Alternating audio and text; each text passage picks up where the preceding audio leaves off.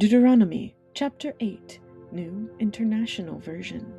Be careful to follow every command I am giving you today, so that you may live and increase and may enter and possess the land the Lord promised on oath to your ancestors. Remember how the Lord your God led you all the way in the wilderness these 40 years to humble and test you in order to know what was in your heart, whether or not you would keep his commands.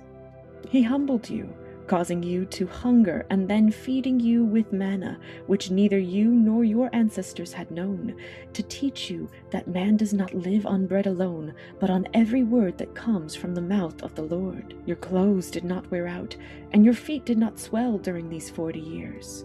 Know then in your heart that as a man disciplines his son, so the Lord your God disciplines you.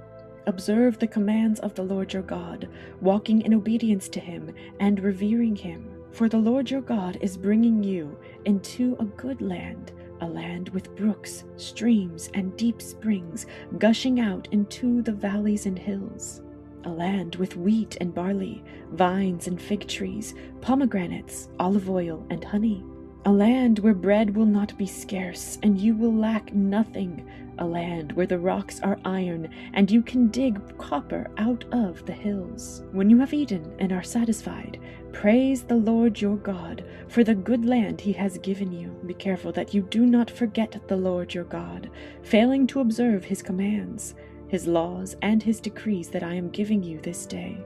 Otherwise, when you eat and are satisfied, when you build fine houses and settle down, and when your herds and flocks grow large, and your silver and gold increase, and all you have is multiplied, then your heart will become proud, and you will forget the Lord your God, who brought you out of Egypt, out of the land of slavery. He led you through the vast and dreadful wilderness, that thirsty and waterless land, with its venomous snakes and scorpions. He brought you water out of hard rock.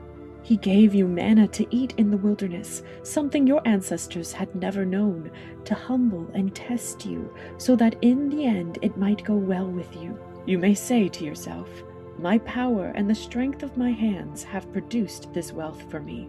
But remember the Lord your God, for it is he who gives you the ability to produce wealth, and so confirms his covenant, which he swore to your ancestors as it is today.